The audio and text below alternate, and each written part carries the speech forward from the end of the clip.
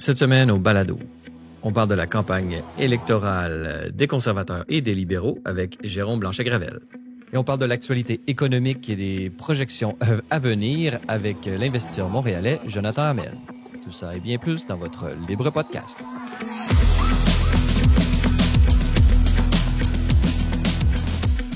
Bonjour à tous et à toutes et bienvenue au Libre Podcast, votre balado hebdomadaire entièrement consacré à l'analyse de l'actualité de la semaine Libre Média.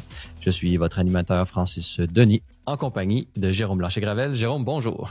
Bonjour Francis. Et notez que l'ensemble des sujets discutés au cours de ce balado sont également disponibles et traités en format écrit sur le site web de Libre Média au libre-media.com. Donc, Jérôme, tu as signé un article très intéressant intitulé « Des conservateurs québécois redoutent le, entre guillemets, sabotage de leur campagne ». Alors, selon toi, il y a le fait qu'il n'y a pas eu de candidat dans Québec-Centre manifeste une campagne qui piétine une proximité avec la CAQ qui divise. Oui, ben écoute, cet article-là, je vais vous expliquer un peu ma démarche. J'ai reçu, à titre de rédacteur en chef, des appels de candidats, d'ex-candidats, de beaucoup de gens au sein du Parti conservateur du Canada au Québec qui sont préoccupés par la manière dont est menée la campagne du PCC au Québec. Effectivement, beaucoup de gens parmi ces gens-là, mais je me suis entretenu avec 3 personnes qui sont restées anonymes, et beaucoup de ces gens-là, en fait, craignent effectivement une forme de sabotage au sein même, au sein même de la députation ici, parce que des députés, les députés locaux, les députés conservateurs fédéraux qui sont bien en place à Ottawa, sont soupçonnés, en fait, d'avoir favoriser leurs candidats au détriment des candidats qui auraient été, eux, qui seraient proches du du Parti conservateur du Québec. Donc, oui, écoute, il y a toutes sortes d'éléments. J'essaie de faire simple, là, mais d'une part... D'abord, peux-tu définir qu'est-ce qu'ils entendent par sabotage? C'est-à-dire que, parce que ne refuser une certaine tangente du Parti conservateur du Québec au sein du Parti conservateur du Canada dans cette élection peut être vu comme une stratégie plus que sabotage. Sabotage en quel sens? Sabotage au sens où, premièrement, on dit que les députés qui sont les députés conservateurs actuels du Québec, par exemple Pierre Paulus, sont accusés par des candidats écartés. Ces députés sont accusés de ne pas vouloir finalement de concurrents ou de gens qui pourraient leur faire de l'ombre potentiellement. Donc, et ça, c'est vraiment, c'est grave là, comme constat. Donc, c'est des batailles d'égos. Dans le fond, c'est les égos des députés actuels qui ne veulent pas de stars émergentes et qui est finalement... Mais c'est quand même un témoignage qui est revenu. En fait, moi, je voulais pas y croire parce que ça témoigne évidemment d'une sorte de médiocrité. Je veux dire, on est dans une logique de carré de sable ici et on évoque carrément un cartel de pouvoir. Donc oui, c'est comme si les figures comme Pierre Paulus et comme Gérard Deltel ne voulaient pas que trop de députés conservateurs soient élus au Québec pour garder finalement le petit contrôle qu'ils ont sur la petite députation au Québec. Donc ça, c'est sorti souvent, je vous le dis. Et par après, quand j'ai publié l'article, j'ai reçu encore plus de témoignages en ce sens. Donc, sans vouloir être dans un ton trop accusatoire, etc., oui, on pense qu'il y aura un intérêt pour les députés conservateurs actuels à ce que la députation québécoise dans son ensemble reste relativement modeste, et c'est absolument scandaleux. Ça veut dire que vous voulez pas que votre parti gagne. Donc, c'est vraiment très grave. Donc, ça, c'est sorti souvent.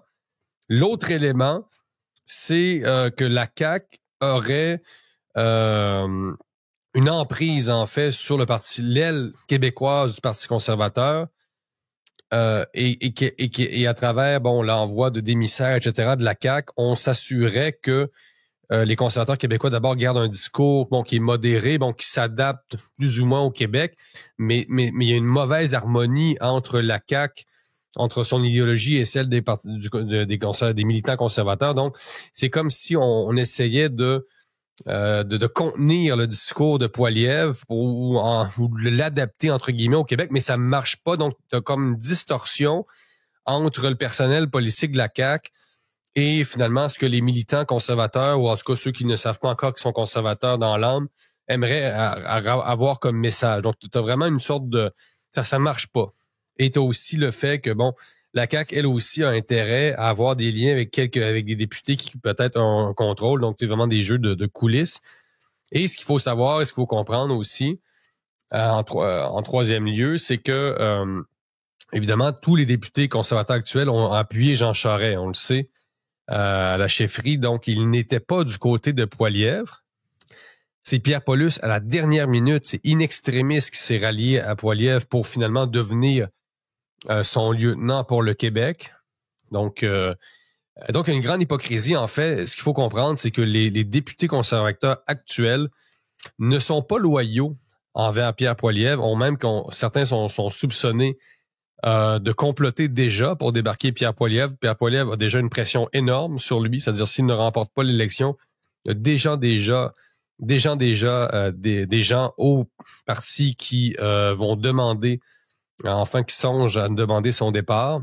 Donc, on comprend que c'est vraiment pas simple. Et la cerise sur le sundae, ben, c'est quand même l'absence d'un candidat dans Québec-Centre. C'est Québec-Centre, qui est d'ailleurs ma circonscription à Québec. Donc, moi-même, Jérôme Blanchet-Gravel, évidemment, je ne dévoile jamais pour qui je voterai, mais je n'aurais pas l'occasion de voter conservateur dans ma propre circonscription à Québec. Donc, est-ce qu'on a une réponse? Est-ce qu'on a justement, par rapport à ça en particulier, est-ce que le Parti conservateur a statué et a donné une raison officielle? Je sais pas, je ne sais plus, mais c'est pas... écoute, c'est une question de... Si ça a été fait, on a simplement mis l'accent sur le processus, là, c'est-à-dire la paperasse là, qui n'aurait pas été bien remplie par cette candidate qui avait été annoncée, Chanie Thériault, qui, elle, encore une fois, Mme Chanie Thériault, bon, qui est une figure là, des Îles-de-la-Madeleine qui s'est opposée notamment au pass Archipel, donc s'est fait un peu connaître à ce moment-là. On avait parlé de ça l'été dernier, là, ce fameux pass Archipel, qui était potentiellement inconstitutionnel.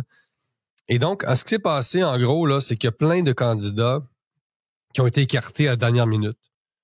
Il y en a eu plusieurs dans la région de Québec. C'est la même chose pour cette candidate-là qui a pris la place d'une autre dont le nom m'échappe. Et tout ça a été bâclé.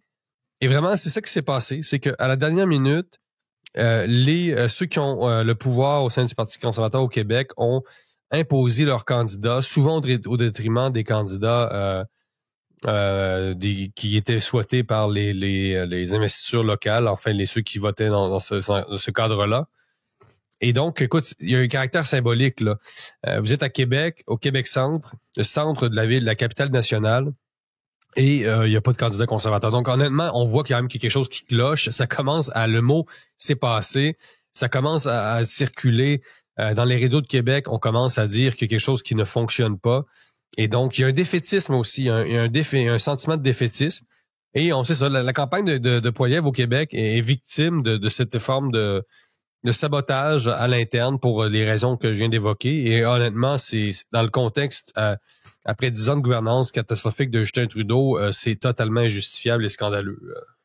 Selon toi, Jérôme Blanchet-Gravel, parce que là, je t'invite à prendre, disons, un chapeau d'éditorialiste, j'aimerais avoir ton opinion là-dessus.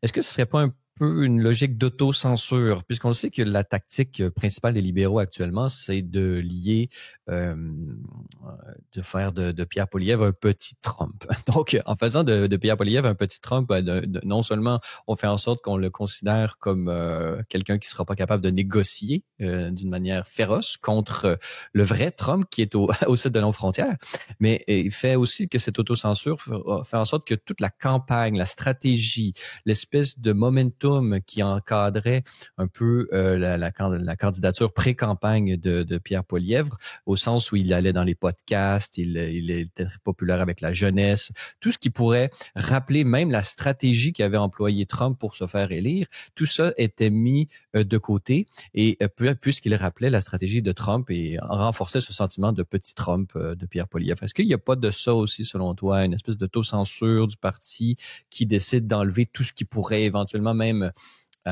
disons, indirectement rappeler la campagne de Donald Trump? Oui, je pense qu'il y a un choix aussi sans connaître évidemment les rouages internes de ce parti-là. Je pense que l'équipe rapprochée de Poilievre a fait le choix effectivement d'essayer de se distancier le plus possible sur le plan de l'image de Donald Trump.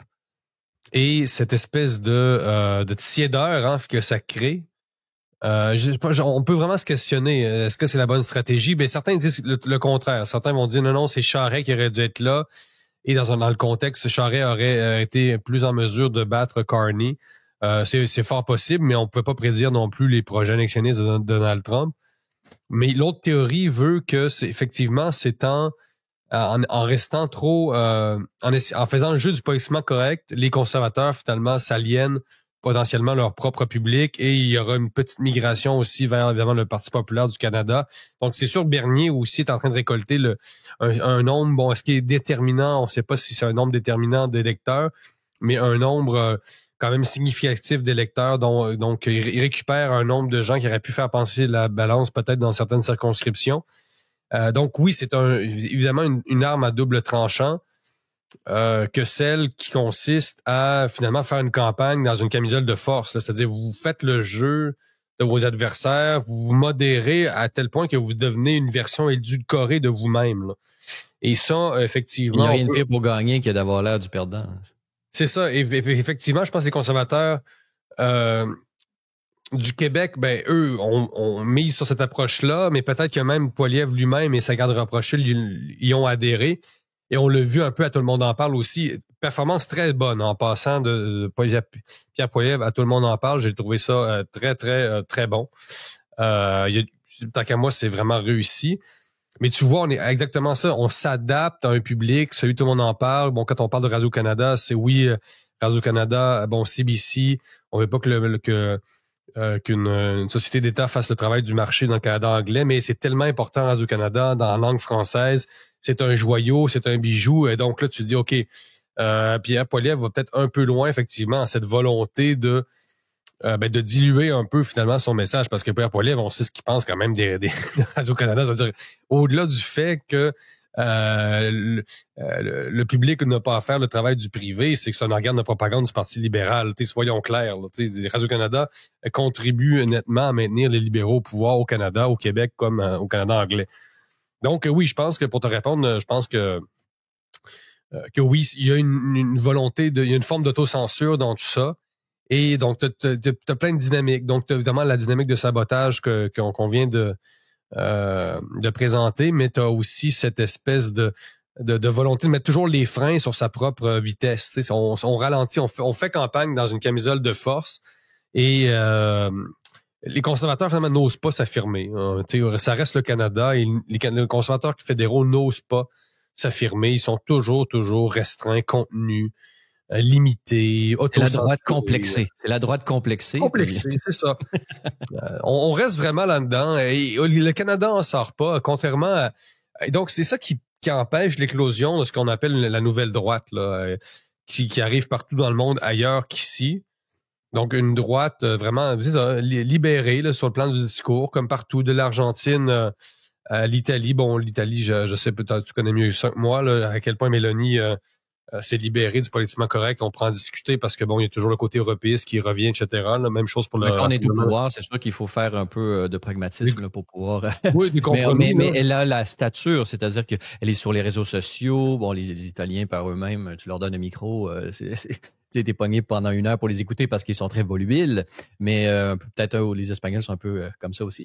Mais pour ce qui est de justement ce qu'on a l'impression, disons, de l'extérieur, c'est que bon, Pierre Poilievre jouait la game, entre guillemets, des médias sociaux, des podcasts, de tout ça avant la campagne, et dès que la campagne est arrivée, ou peut-être l'élection de Trump, là, c'est un ou l'autre, là, le moment charnière de ce revirement, c'est difficile à déterminer, mais on voit que là, il est complètement disparu des médias sociaux et là où il avait gagné en popularité, là, il a décidé de se retirer complètement. Donc, presque aucun podcast et tout ça. Et c'est cette campagne-là est jouée plutôt par Maxime Bernier qu'on voit aller à Tucker Carlson, à tout ça et tout ça.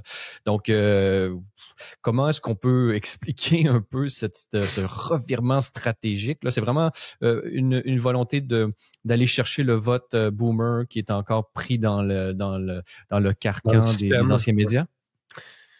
Oui, c'est deux choses. Évidemment, une espèce d'obsession. Ça s'explique démographiquement, là, tu sais. Oui, il y a ça. C'est possible qu'on ne puisse pas accéder au pouvoir sans le vote boomer qui est effectivement prisonnier de l'écosystème institutionnel traditionnel. Donc, ça se pourrait que cette variable-là soit incontournable. Mais tu as quand même toujours une espèce de désir de respectabilité qui émerge, on dirait, à la dernière minute. Et on est vraiment entre deux chaises, là. Comment quand même conjuguer ces deux univers, là, ou jouer sur les deux tableaux. Donc, d'un côté, c'est l'univers du podcast, on répond aux questions de Rebel News, etc. On s'en donne à cœur joie.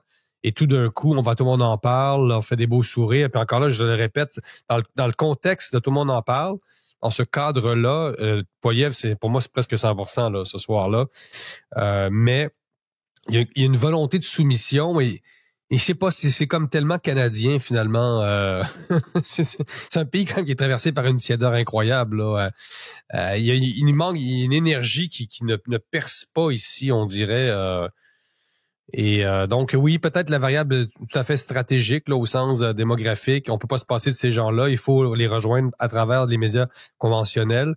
Mais je pense que il y a toujours ce Canadien-là, l'ex-loyaliste devenu fonctionnaire qui un peu instinctivement finit par se soumettre au système, même à la dernière minute. C'est d'un défaitisme incroyable. C'est triste, mais c'est comme instinctif. C'est le Canada profond, c'est ce loyaliste et fonctionnaire. Hein? Colonisé. Et nous, on a une deuxième couche supplémentaire de colonisation qui se superpose à celle qu'ont les Canadiens anglais. Eux aussi un niveau d'éducation qui on l'a vu dans les différents vox pop là, qui laisse à désirer et donc qui explique aussi un peu cette stratégie des conservateurs. Enfin, en terminant sur ce sujet, qu'est-ce que les conservateurs québécois pourraient quelles leçons devrait-il tirer, selon toi, pour l'éventuelle élection qui viendra un jour du gouvernement du Québec au niveau provincial? Éric Duhem semble vouloir jouer sur les deux, les deux plans, lui aussi. Est-ce qu'il faut déjà se préparer mentalement à être all-in, là, à tout donner, aucune excuse, on est fier, on avance, puis on y va? J'aurais envie de dire oui. Mais encore là, il faut quand même rester stratégique. Ça reste une question difficile pour un politicien de droite. Mais quand on part de zéro député, ben là, il me semble qu'on peut tout miser. Là. Je veux dire, on risque quoi? Je sais pas. Bonne question. Écoute, ça dépend. Dans le cas du parti le problème, c'est évidemment le système électoral aussi, hein, uninominal à un tour. Dans le cadre d'un système présidentiel, Duhem finirait par avoir un certain nombre de députés, on le sait. Mais il y a toujours ça aussi, le fameux système qui est le nôtre britannique par circonscription. Dans le cas de Duhem, je pense que il doit continuer, oui, à avoir un discours relativement décomplexé parce que c'est son rôle fondamental. C'est-à-dire, là, il y a un certain point où il trahirait sa mission et on le voit sur des questions comme justement la taxe carbone. Où l'unanimité à l'Assemblée nationale vraiment reflète un déficit démocratique incroyable.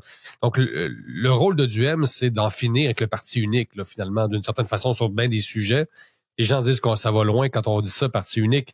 Mais écoutez, là, il y a eu une motion unanime à l'Assemblée nationale pour maintenir la taxe carbone, alors qu'un sondage commandé par la Fédération canadienne des contribuables qui est sorti aujourd'hui et dont on fait mention à Libre Média, qui dit que la moitié des Québécois sont pour l'abolition de la taxe carbone, là, évidemment pour des raisons économiques très évidentes. L'inflation fait de plus en plus mal aux familles. Donc, on l'a vu sur plein de sujets, évidemment, la crise sanitaire. Donc, le rôle de Duhem et des conservateurs provinciaux, c'est de péter cette bulle-là. Donc, d'une certaine façon, ils n'ont pas le choix. Ils sont déjà trop loin. Ils sont déjà trop engagés dans leur propre vocation pour commencer à édulcorer leur message, un peu comme les conservateurs fédéraux. Et c'est pour ça aussi que les conservateurs fédéraux, regarde, tu vois, ne veulent pas se coller au PCQ parce que ils sont pas dans la même démarche. Hein. Donc, et ça va être à régler aussi, cette espèce de comment les conservateurs fédéraux peuvent courtiser les électeurs conservateurs au Québec en levant le nez sur le PCQ. Une question que je pose dans mon article aussi. C'est-à-dire, les anciens adéquistes sont passés au PCQ, là, ils ne sont plus à la CAQ. Donc, évidemment, il y a des jeux c'est-à-dire, tout s'interpénètre dans une fédération, il y a des différents niveaux et bon, il y a un gars de la CAQ qui est passé, Éric Lefebvre est allé au Parti conservateur fédéral, donc tu as toujours des contradictions et des jeux de chevauchement, des paliers, là. Mais ça, c'est une question que quand même que les conservateurs en général vont devoir régler, là. Cette mauvaise relation, ça doit quand même insulter aussi pas mal du M de voir que conservateurs fédéraux se tiennent aussi loin de son parti. Être Éric Duhem, je trouverais ça assez plate, là. Assez. Puis on connaît aussi, entre les branches, l'amitié personnelle qui lie Éric Duhem avec Pierre Poilievre, et peut-être que ça ajoute encore une couche qui fait en sorte que qu'on comprend mal un peu cette stratégie de couper les ponts entre le Parti conservateur et le Parti québécois et canadien. Donc, un article à lire, son titre, « Des conservateurs québécois redoutent le sabotage de leur campagne ». Un article à lire sur Libre Média ou libre-media.com. Un deuxième article signé La Rédaction sur Libre Média, intitulé « S'il est élu, Mark Carney va-t-il restreindre X au Canada ?» Donc, on a vu justement cette volonté, on connaît la proximité de Mark Carney avec Justin Trudeau qui était perçu comme le woke en chef et du monde entier, et qui avait pas de problème à faire en sorte que les médias soient censurés au Canada. On l'a vu notamment avec Facebook et la restriction des nouvelles qui sont faites dans notre pays et qui résultent d'une négociation vraiment bâclée qui a été faite entre les grandes plateformes, 7 grandes plateformes du groupe Meta et le gouvernement fédéral. Donc, on comprend qu'il n'y a rien dans la plateforme libérale qui va dans le sens d'une liberté totale ou maximaliste sur les réseaux. Mais là, Mark Carney, par ses différentes prises de parole, en a ajouté une couche. Oui, ben écoute, il y a beaucoup d'angles morts, tu vois, dans cette campagne-là qui est essentiellement centrée, on sait, sur les tarifs de Trump. Donc, apparemment, le grand thème, c'est la réponse du Canada face aux tarifs de Trump. Mais dans ce cadre-là, on oublie de nombreux enjeux, notamment l'immigration massive, le bilan, évidemment, économique de Justin Trudeau, dont était conseiller, justement, Mark Carney. Et un autre sujet extrêmement important et que évidemment auquel on s'attarde à Libre Média, c'est le rapport à la liberté d'expression. C'est-à-dire, on ne sait pas ce que Mark Carney pense de la liberté d'expression, qu'est-ce qu'il pense des plateformes numériques, de la régulation, quelle est son approche en matière de régulation des discours, donc, comme on dit ça depuis un certain temps. Donc, il y a beaucoup d'angles morts, on ne sait pas ce qu'il pense, et justement, je me suis penché sur sa plateforme. J'ai consulté la plateforme de Mark Carney et tout est assez évasif là-dedans. C'est des grandes lignes. On veut protéger la sécurité, bâtir des maisons. Donc, on dit beaucoup de choses, mais sans aller dans les détails. Cela dit, une fois de temps en temps, Mark Carney lâche une phrase qui, anticipe un peu ce qu'il pourrait faire et qui traduit un peu ce qu'il pense véritablement, parce qu'il ment très souvent. On l'a vu, à Tout le monde en parle. C'est quelqu'un qui n'hésite pas à mentir, finalement. Les paradis fiscaux, je n'ai jamais utilisé ce genre de... La loi 96, c'est juste c'est de la technicalité, c'est un débat technique. Évidemment, le gars nous dit rien sur son rapport à la langue française. Ça, ce sont des débats juridiques et techniques. Bon, bref. Et quand même, il a dit, Mark Carney, récemment, que les grandes plateformes américaines étaient des océans de racisme, quand même, des océans de racisme, de misogynie, d'antisémitisme, d'islamophobie et de haine sous toutes ses formes. Donc, Mark Carney pense ça des plateformes américaines comme X. Donc, disons quand même, c'est assez gros.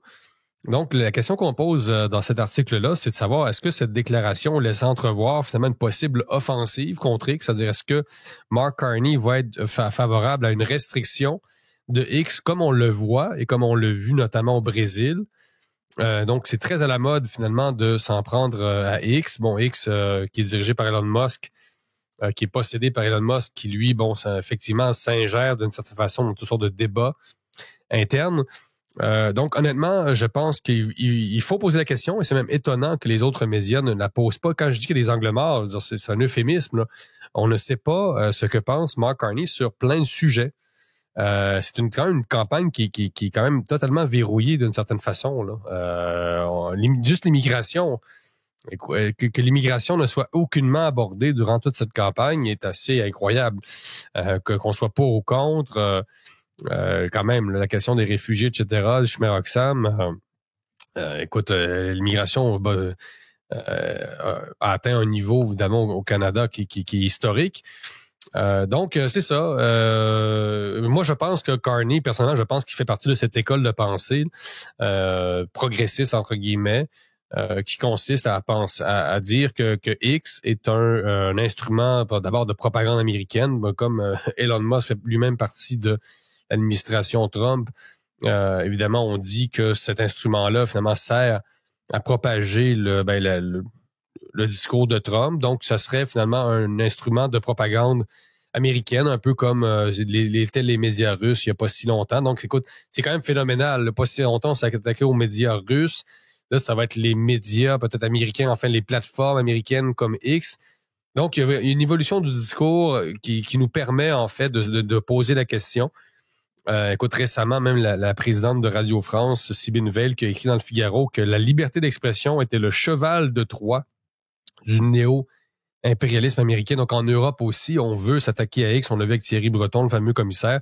Donc, il y a une volonté en Europe, malheureusement, de vouloir restreindre les réseaux sociaux qui permettrait la diffusion de discours qui contredirait, en fait, les nouvelles valeurs, en fait, de l'Union européenne, etc.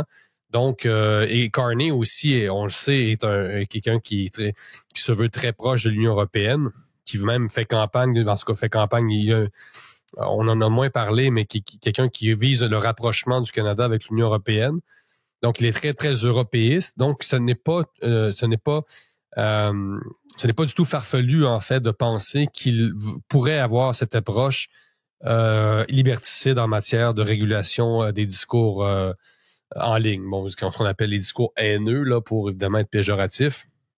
Et donc, c'est vraiment à suivre et c'est absolument incroyable, en fait, que personne ne pose la question, à part Libre Média, dans les médias francophones, qu'est-ce que Mark Carney pense de la question de la liberté d'expression? C'est complètement fou, là. D'où l'importance de soutenir et de s'abonner à des médias comme Libre Média, ce que vous pouvez faire en consultant notre site web au Libre Média, au libre-media.com. Alors, dans cette deuxième partie du Libre Podcast, Jérôme, nous avons la joie d'être en compagnie de Jonathan Hamel. Jonathan, bonjour. Bonjour.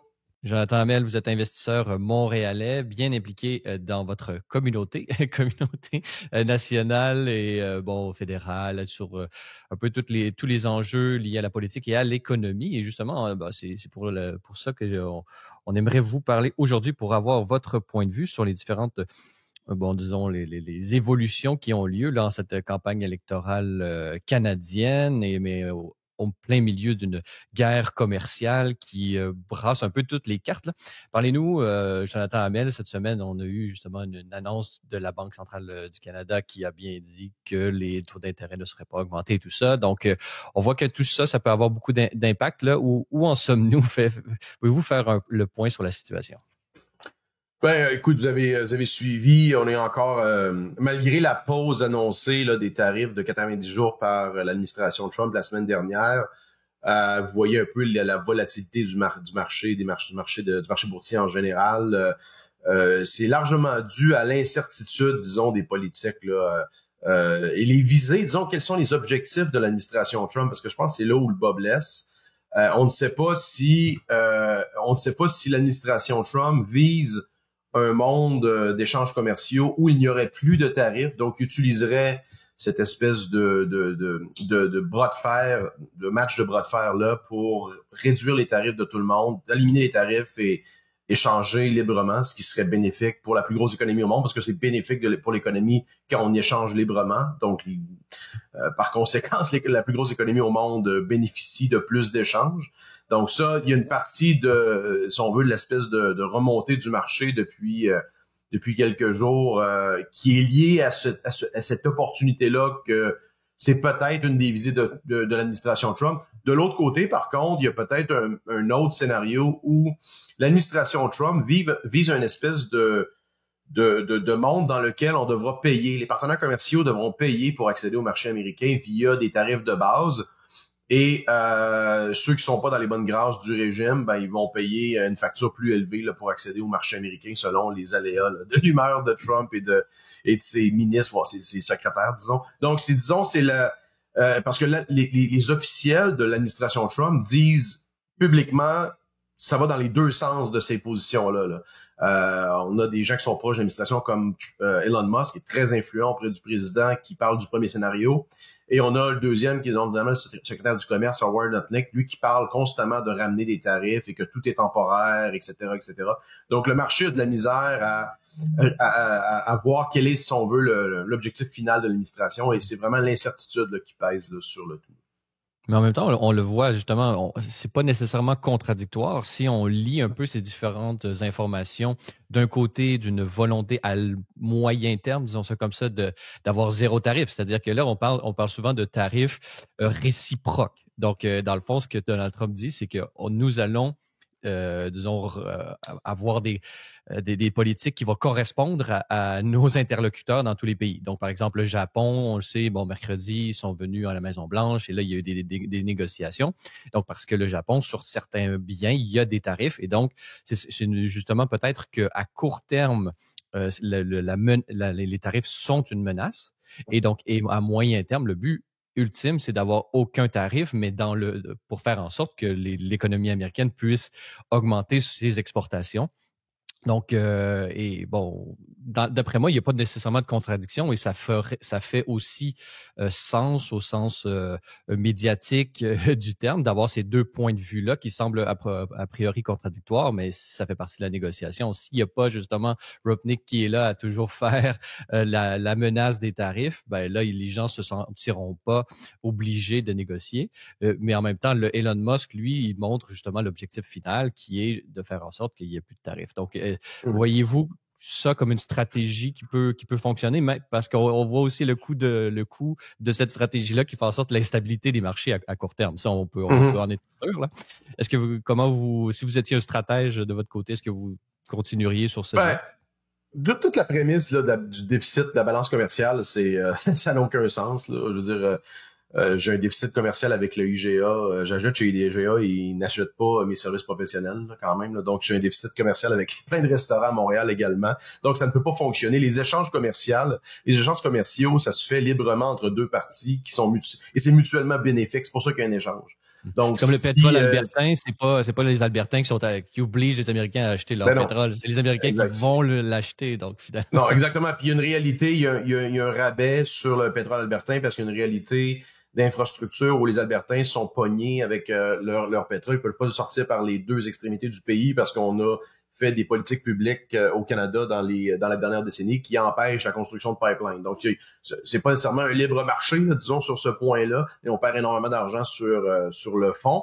Mais en général, si je reviens à l'histoire, il y a quand même des stratèges connus dans l'administration Trump, ne serait-ce que Peter Navarro, qui rappelle constamment cette histoire de déficit commercial-là, Stephen Myron également, donc qui parle de déficit commercial, qui parle aussi d'avoir une espèce de nouvel ordre mondial où, vous avez probablement entendu le terme, là, les accords de Mar-a-Lago, là, je pense qu'on en a même parlé là, il y a quelques épisodes à ce podcast-ci, où les partenaires, il y a un aspect qui est vrai sur le fond, où les partenaires américains, particulièrement en Europe, ne payent pas assez pour la sécurité. Il y a un dicton qui dit que les Allemands balancent leur budget de l'État fédéral jusqu'aux villes parce qu'ils ne payent pas là, le plein prix de leur sécurité là, pour l'Europe. Ça, c'est vrai. En fait, la plupart de ces pays-là n'atteignent pas le 2% du PIB, le 2% de dépenses du PIB pour atteindre les dépenses de l'OTAN. Donc, il y a une doctrine, il y a une théorie à l'effet que pour combler ça, ces pays-là devraient souscrire à des émissions dette à long terme là, des États-Unis, des bons de 100 ans sans intérêt. Donc, une espèce de, littéralement, pas un pot de vin, mais on payerait une protection là aux États-Unis. En fait, ça sur le fond, ça se défend parce qu'il y a réellement un coût pour les Américains d'avoir des centaines de bases en Europe, d'avoir et ça, une espèce de repliement. Moi, je pense pas que c'est nécessairement mauvais d'avoir une espèce de repliement vers l'Amérique du Nord. Parce que on le voit, l'Europe est de plus en plus, c'est un opposant idéologique en général aux États-Unis d'Amérique dans sa forme originale, dans l'idée américaine, que ce soit la Constitution, que ce soit les marchés des capitaux en général. Donc, l'idée américaine, à l'heure actuelle, on voit beaucoup de régimes européens, ne serait-ce que Bruxelles, l'euro, etc. C'est de plus en plus tourné vers une gouvernance autoritaire, un mépris des processus établis, des libertés individuelles, du discours, limiter la circulation des capitaux. Donc moi, je pense qu'il y a un fossé qui se creuse entre l'Europe et les États-Unis sur ces questions-là. Et il y a un aspect militaire également là-dessus qui est très important. Jean Hamel, combien de temps l'administration Trump va-t-elle pouvoir utiliser cette stratégie-là? C'est-à-dire, bon, on menace d'imposer des tarifs, on suspend les tarifs, on impose des tarifs, on les suspend. Par exemple, au Mexique, déjà, depuis un moment, c'est plus nécessairement l'opinion publique. On prend ça beaucoup moins au sérieux déjà. Là, au Canada, évidemment, il y a l'hystérie qui se distingue nettement du calme mexicain. J'en ai parlé quelques fois. Mais on n'est pas un peu quand même dans la fable du garçon qui crie au loup, là. C'est-à-dire combien de fois on peut dire qu'on va imposer des tarifs pour finalement dire que non, l'empereur est clément et Trump a vraiment l'air de ça. Je trouve un empereur qui joue à l'empereur clément. Regardez comment je suis clément, j'ai suspendu les tarifs. Combien de temps on peut faire ça finalement? Ben en fait, écoute, c'est quand même la plus grosse économie au monde. C'est largement c'est la plus grande puissance militaire aussi, donc il y a un aspect de domination qui est incomparable. Même si toute l'Europe se met ensemble, c'est même pas proche là de la puissance des États-Unis. Donc ça je pense que les leaders canadiens et européens ne semblent pas réaliser ce rapport de force là qui est totalement inexistant là. Mais tu as totalement raison sur le fond, Jérôme, qu'il y a un effet qui perd de sa force dans le temps. Et on l'a vu reculer là, ben oui, absolument, on l'a vu reculer notamment sur parce qu'il y a probablement un déluge d'appels à la Maison-Blanche là, de grandes sociétés. Tu sais, par exemple, au niveau de l'automobile, la chaîne d'assemblage de l'automobile en Amérique du Nord, elle est intégrée avec le Mexique et le Canada depuis l'ALENA, c'est-à-dire depuis plus de 40 ans. Là. Donc, de changer, on me disait que des pièces qui sont manufacturées au Canada, qui sont réusinées aux États-Unis, et qui traversent la frontière, je pense, 4 ou 5 fois avant d'être transformées en produit final pour finalement que le véhicule traverse. Donc, c'est un dédale administratif sans fin. Et ça ne sert à personne. Là. Imaginez là, le fouillis administratif de décider qu'est-ce qui est admissible ou non. Et là, il y a tout un aspect politique derrière ça, là, de favoriser ou de défavoriser certaines industries aux aléas là, de l'humeur là, des politiciens. Et c'est aussi la même chose avec les contre-tarifs canadiens, parce qu'il y a comme la réplique à ça qui met toujours de l'huile sur le feu. Mais il y a rien de tout ça qui est bénéfique. Là. Puis tu vois qu'il y a un intérêt. Ceux qui ont compris la game là, vont aller chercher, puis il y a des plus petits pays qui ont tout intérêt à annoncer un deal avec Trump le plus rapidement possible. Comme des compagnies vont annoncer des investissements aux États-Unis. On va investir 500 milliards aux États-Unis dans les 10 prochaines années. Et là, Trump fait une conférence de presse, se claque les mains, et ces compagnies-là vont arrêter d'avoir le spotlight pour les prochains, du moins pour l'avenir prévisible. Moi, je pense que c'est la game à jouer. Il faut que tu achètes la paix avec le plus grand partenaire commercial, le temps que la politique interne des États-Unis et le backlash commercial, parce qu'on commence déjà à le voir, là, pour que tu as vu dans les derniers jours sur l'histoire de la Chine, il y a eu un recul sur notamment les microprocesseurs et toute l'industrie, notamment parce que Apple, qui est un leader mondial, qui est une compagnie américaine, avait des sérieux problèmes avec cet enjeu-là. Là. Justement, parlant de l'industrie militaire, on a vu des politiciens même québécois se lancer sur l'arène de l'industrie militaro-industrielle. Jonathan Hamel, que pensez-vous de cette idée qui circule dans certains milieux péquistes de éventuellement laisser les Lockheed Martin de ce monde pour embrasser les Rafales comment voyez-vous ce rapprochement que tente de faire le Québec et peut-être même le Canada avec l'industrie militaire européenne?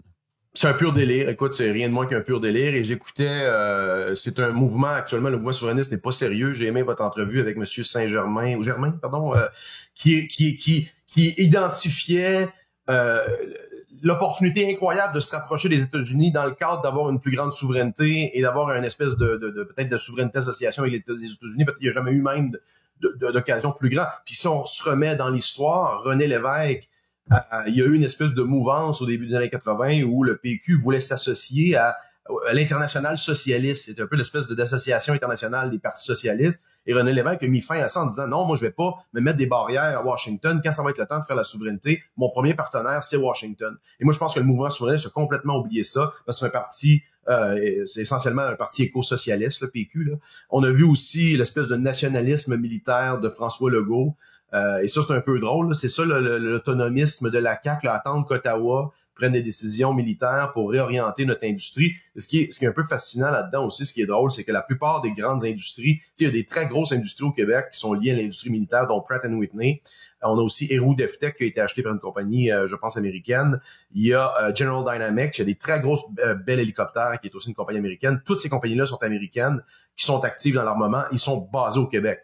Donc, il y a une ou deux compagnies européennes. Mais l'idée qu'on va se tourner vers l'Europe et qu'on va compétitionner. Et le message que ça envoie, Francis et Jérôme, je sais pas si vous réalisez, là, mais il y a quand même un consulat des États-Unis à Montréal et à Québec. Et moi, je serais très curieux de voir les communications qui sont envoyées au département d'État, à savoir que le premier ministre du Québec souhaite compétitionner l'industrie de l'armement américaine et aussi a annoncé publiquement que le Québec devait se distancer des États-Unis pour se rapprocher de la Chine. Moi, personnellement, écoute, François Legault, s'il fait des meetings aux États-Unis dans la prochaine année, je pense qu'il devrait être accueilli beaucoup plus froidement, là, parce que ça paraît anodin comme déclaration, mais tout ce que les chefs d'État partout dans le monde, en fait, déclarent, même les chefs provinciaux, se ramassent dans les briefings du département d'État, et quand ces gens-là viennent aux États-Unis ou quand sollicitent, disons, des partenariats avec les Américains ou même des sociétés américaines, ces choses-là reviennent, là. Donc, faut pas c'est quelque chose que dans un Québec pas si lointain, jamais on n'aurait envisagé, ne serait-ce que parler du bout des lèvres contre les Américains, parce que c'est notre plus grand partenaire commercial. C'est un grand allié aussi, là. Et Trump ne va pas changer ça. C'est ça, il est là le grand délire, c'est que de la politique à court terme, c'est autant Trump qu'ici, remettre en question là, des grandes alliances, et je nie pas que Trump a lancé tout ça avec la guerre commerciale. On le comprend, ça. Mais de doubler la mise et d'aller encore plus loin et d'alléguer qu'on va notamment se rapprocher de la Chine, qui est un ennemi de l'Occident, en passant. La Chine, c'est un ennemi de l'Occident. L'ennemi de l'Occident, c'est pas la Russie, là. L'armée américaine a des doctrines sur 25, 50, 100 ans, et ils font tous face à, éventuellement, à une guerre ouverte avec la Chine, là. Il y a pas de scénario où la Russie domine le monde. Non, puis on a vu cette semaine, justement, on a eu des nouvelles restrictions par rapport à l'exportation des États-Unis vers la Chine de puces, des microprocesseurs. Là, on a vu même Nvidia, là, le stock a planté un petit peu quand même mercredi. Donc, il y a quelque chose il y a vraiment un refroidissement là, vraiment dans les relations entre la Chine et les États-Unis. Et nous, en allant se coller à ce géant rouge et communiste, ça peut être vraiment une arme qui pourrait nous revenir aussi. Hein. Ouais. J'avais dit à la blague il y a quelques mois, est-ce que l'hostilité envers les États-Unis, qu'évidemment la réponse à l'hostilité de Trump envers nous, va-t-elle nous mener à embrasser les BRICS, alors qu'évidemment on a cancellé la Russie, etc. jusqu'à récemment. Ouais. Jusqu'à temps qu'à l'arrivée d'un nouveau joueur canadien à Montréal. Donc là, tout d'un coup, on célèbre l'arrivée d'un joueur russe à Montréal après avoir enlevé toutes les dernières bouteilles de vodka de la SAQ. Et là, donc, le Québec se prétend évidemment à l'avant-garde de la démocratie, etc. dans le monde, cancelle la Russie, cancelle les États-Unis, et là, se tourne vers les BRICS, après avoir cancellé évidemment la Russie, qui est un membre phare des BRICS. On est où, là, Jonathan Hamel? Ben, écoute, le Canada et le Québec, plus que jamais, je veux dire, on n'est pas des gens sérieux, là. C'est, regardez, tu sais, le fait de retarder un débat électoral dans une campagne nationale parce qu'une match de hockey de saison régulière, on s'entend. Même si vous êtes fan, puis je vous rappelle que si le hockey est si important, pendant la pandémie, il y a plusieurs saisons successives qui ont été suspendues pour le hockey mineur et le hockey amateur au Québec, alors que vous entassiez à l'extérieur du Centre Bell, alors que les joueurs professionnels jouaient avec des gradins vides. Donc, il y a peut-être un petit retour, là, une petite introspection à faire sur votre amour du hockey et l'impact que ça a sur la société, là. Donc, puis en même temps, on peut mâcher de la gomme puis marcher en même temps, là, tu sais. Ouais, exactement. Donc, tu sais, c'est un peu ridicule, honnêtement, tout ça. Écoute, les contradictions, Jérôme, regarde, écoutez, le pivot dans les intentions de vote, ne serait-ce qu'au Québec, la moitié des intentions de vote du Bloc sont passées au Parti libéral du Canada, qui a essentiellement changé de chef de façon cosmétique, là, parce que Mark Carney, à travers même toute la pièce de théâtre, c'est quand même quelqu'un qui poursuit tous les mêmes objectifs politiques que Justin Trudeau. C'est le net zéro, c'est doubler la mise sur toutes les politiques woke. Donc, il a quand même écrit un livre là-dessus. Je vous écoutais avec François Fournier là, dans les derniers épisodes. Il a quand même écrit un livre là-dessus dans les 3 dernières années. Donc, c'est pas quelque chose qu'il a écrit comme The Art of the Deal, qui a comme pratiquement 40 ans maintenant. Donc, c'est surréaliste de voir ça, à quel point on n'est pas sérieux dans les plus grands enjeux. La plus grande menace, moi, je le respecte. C'est ce que je répète souvent dans les discussions d'investissement. Le plus grand risque actuellement au Québec et au Canada, le risque politique, le risque réglementaire est plus grand que le risque d'investissement au Québec et au Canada. C'est quand même spécial, là. Les gens risquent leur argent sur les marchés, mais les entreprises qui opèrent au Québec et au Canada sont plus à risque de virage brusque réglementaire. On l'a vu au Québec, notamment. On ouvrait et on fermait l'économie au gré, aux aléas, si on veut, des politiciens et des médias. On a cancellé des chefs d'entreprise là, dans les médias pour telle et telle raison. Donc, le risque du régime, tu sais, c'est quasiment comme une république de bananes sans soleil et sans bananes. Mais pouvez-vous donner un exemple, par exemple, au niveau municipal, là, quelqu'un, parce que le risque, bon, le Québec est pas nécessairement très. On a toujours parlé du déficit en termes de connaissances des Québécois envers l'économie en général, mais mettons des petites entreprises. Parlez-nous de ce risque-là. Là. Est-ce que c'est, par exemple, disons la gouvernance de Valérie Plante demeure le plus grand risque pour une petite entreprise sur le coin de la rue à cause des pistes cyclables et tout ça? Là, est-ce que c'est dans cette optique-là que vous parlez du risque plus grand que le politique donne sur l'économie? Ça, c'est au niveau local. Écoutez, il y a pas un régime qui a fait, il y a pas une administration qui a été plus néfaste pour les commerces de Montréal que l'administration Plante. En fait, à travers même la pandémie, il y avait déjà des ralentissements, des vents de face structurels dans l'économie. Ben, à travers ça, on vous impose un mode de vie, une idéologie qui a aucun sens. Et je pense que maintenant, ça fait consensus à Montréal. Moi, ça fait des années que je le dis, là. Toujours un peu en avance là-dessus, puis on a l'air fou pendant une couple d'années, puis finalement, on a l'air d'avoir raison, là, tout d'un coup. Mais bref, on voit maintenant des petits commerces, là, tu sais, Valérie Plante, c'était l'allié des petites boulangeries sur le plateau, alors qu'on voit maintenant les petites boulangeries sur le plateau se plaindre qu'il n'y a plus de stationnement devant et que les pistes cyclables ont enlevé leurs terrasses. Donc, c'est quand même assez paradoxal. Donc, ça, c'est un aspect. Au niveau, je dirais, plus national, je pense que la gouvernance de la CAQ est très proche du PQ, qui gouverne, qui ont aimé gouverner par décret. On a vu plusieurs départs dans les dernières...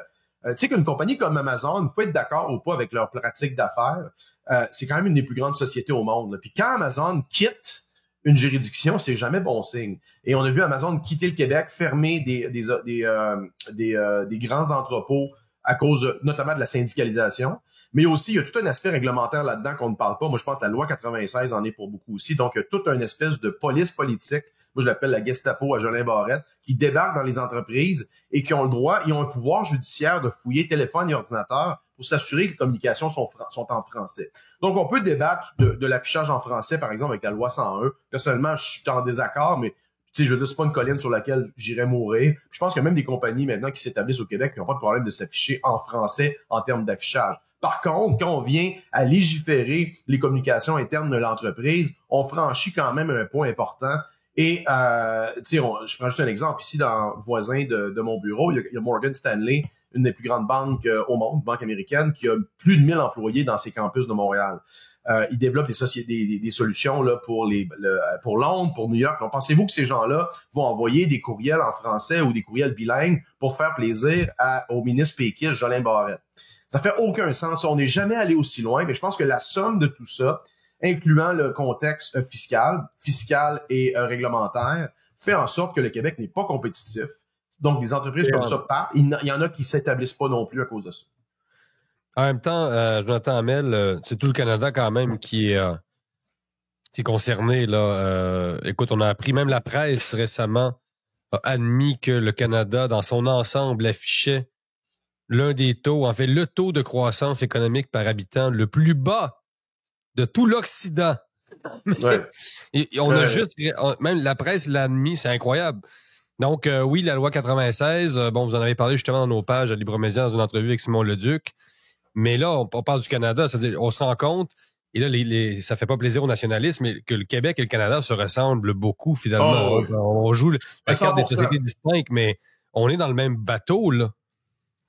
100%. Et ce que tu dis là, non seulement on est, comme Canadiens, on est en queue de peloton, mais le Québec est en queue de peloton du peloton qui est en arrière. Donc, on est vraiment en arrière, on n'a plus d'eau, on a les gens morts, il y a des pentes qui s'en viennent. Sérieux, ça regarde pas bien pour gagner l'étape, là, pour faire des espèces d'analogies cyclistes, mais ça va pas bien. Et ce qui est drôle, je disais Jean-François Lisée récemment, c'est assez drôle de voir que le sentiment indépendantiste en Alberta monte, parce que dans le contexte d'une victoire Carney majoritaire, où il doublerait la mise notamment sur l'interdiction du développement des pipelines, de l'extraction des ressources, c'est une grande partie des raisons pourquoi d'ailleurs le PIB par habitant n'a pas augmenté au Québec, c'est qu'on n'a pas, au Canada en général, c'est qu'on n'a pas su tirer profit des ressources, notamment dans le cas du LNG. Le gaz naturel liquéfié actuellement, c'est la ressource la plus en demande dans le monde. Nous, au Canada, on a décidé de pas développer cette ressource-là, encore plus au Québec. C'est une hystérie encore plus importante au Québec. On a même un moratoire contre l'exploration du gaz. On a un moratoire aussi, Jérôme, alors qu'on vit un littéral retour de l'uranium, de l'industrie nucléaire dans le monde, qui est probablement l'industrie énergétique la plus propre. Donc, si vous voulez parler d'énergie propre, l'énergie nucléaire ne peut pas faire partie de la discussion. Même au Québec, on a un moratoire sur l'exploration de l'uranium. Donc, tu vois à quel point on est toujours à l'avant-garde des mauvaises décisions. Et effectivement, moi, je pense que le Québec, regardez la gouvernance de la pandémie, on a été pire que le Canada, mais on a suivi toutes les mauvaises décisions. Au niveau environnemental, on double la mise sur à peu près toutes les politiques de Justin Trudeau. Même chose avec le PQ. Tu regardes le programme du PQ ou du Bloc, à part l'aspect nationaliste et l'article 1, c'est essentiellement le Parti libéral du Canada là, sur les politiques sociales et environnementales. Je veux vous entendre là-dessus, Jonathan Mel, parce que vous avez réagi justement à un de nos articles. La militante féministe canadienne Megan Murphy affirme que son compte bancaire a été gelé, hein, donc une tactique qu'on a utilisée durant le convoi des camionneurs suite au dépôt de sa candidature au Parti populaire du Canada. Et vous écrivez sur X que ce genre de pratiques-là vont se multiplier sous un gouvernement Carney. Vous dites toutes les ramifications de la réglementation du système financier canadien seront instrumentalisées pour éliminer la dissidence et contrôler les discours. C'est extrêmement grave. Je vais vous entendre là-dessus. C'est un précédent. Écoute, on a atteint, ils ont vraiment traversé le Rubicon là, pendant la pandémie. Puis vous pouvez être d'accord ou non sur le fond avec la protestation des camionneurs à Ottawa, mais éventuellement, il y a une cause qui vous tient à cœur où il va y avoir une protestation comme ça. Et ces mesures-là qui ont été déplémentées, parce que c'est toujours un effet, ce qu'on appelle l'effet ratchet, là, c'est qu'on clique vers l'avant et on revient jamais en arrière. Donc, la normalisation de cet état d'urgence et d'utiliser des moyens extrêmes qui, en passant, Jérôme, qui avait été mis en place pour combattre le terrorisme quand même. Là. C'était pas dans la foulée de 2001 et par la suite, là, il y a eu un paquet de réglementations qui ont été mis en place pour notamment saisir d'urgence des comptes bancaires, pour s'attaquer aux organisations terroristes et je pense au blanchiment d'argent, au commerce illicite international, disons. Donc, ça n'a rien à voir avec une militante féministe ou ça peut être aussi, moi je trouve ça assez fascinant que les souverainistes au Québec ne réalisent pas la menace qui plane sur le mouvement, toujours en faisant partie du mouvement de la Fédération canadienne, que de telles mesures pourraient être prises dans le cadre d'un référendum. Là. Le PQ pourrait voir ses comptes de banque gelés. Là. Vous pensez que c'est exagéré, là, mais au contraire, là, mais non, au contraire. Et d'ailleurs, le Bloc québécois avait voté pour C10 à l'époque, une loi qui donne plus de pouvoir au CRTC de légiférer le discours. Tu vois qu'on est complètement disconnecté des débats traditionnels où, par exemple, un parti souverainiste indépendantiste devrait être, je te dirais, sceptique et méfiant de ces mouvements autoritaire-là de l'État central, or que c'est tout le contraire parce que ça va contre la méchante droite. Or, tous les ennemis du régime, que ce soit un dissident environnemental ou que ce soit quelqu'un de l'extrême droite, entre guillemets, tous ces gens-là seront traités également là par le régime. Et Mark Carney, si vous lisez ses interventions dans les dernières années, c'est quelqu'un qui est très autoritaire. C'est quelqu'un qui voit les banques centrales comme ayant un rôle central, non seulement dans l'économie et établir les taux d'intérêt, mais c'est quelqu'un qui veut réorganiser la vie en société, avec notamment le transport en commun obligatoire, il dit ouvertement qu'il faut réduire les voyages par avion. Et moi, ça fait partie de cette mouvance-là, lisez un peu, toute l'histoire des monnaies numériques numériques des banques centrales. Donc, l'argent devient, parce qu'actuellement, oui, on comprend que l'argent est largement numérique dans un système transactionnel qui passe par les banques commerciales, mais les banquiers centraux comme Mark Carney voient un monde où il y aura une espèce de crypto un peu à la Bitcoin, si on veut, qui serait directement contrôlé par les banques centrales, qui pourrait ajouter et retirer à leur guise, par exemple, stimuler l'économie. Par exemple, on a une crise actuellement, Jérôme, avec la guerre commerciale, donc on pourrait envoyer des dépôts magiquement dans les comptes de tout le monde, mais qu'il y a, par exemple, une date d'expiration de cet argent-là, disons d'ici 1 mois. Comme ça, il pourrait, si on veut, micromanager l'économie et vos habitudes de consommation. Et vous comprenez qu'avec tout ça vient un niveau de contrôle qui devient très intrinsèquement politique. Donc, des gens qui sont dans les mauvaises grâces du régime vont pouvoir être coupés totalement du système transactionnel, même au niveau personnel. Donc, c'est extrêmement dangereux. Et même pour nos opposants, je veux dire, moi, je veux pas que des militants environnementaux se fassent saisir leur compte de banque, là. Je pense que dans le fondement de tout ça extrêmement dangereux, et le Canada, avec Mark, dans un potentiel mandat Carney, ils vont doubler la mise sur ces mesures-là.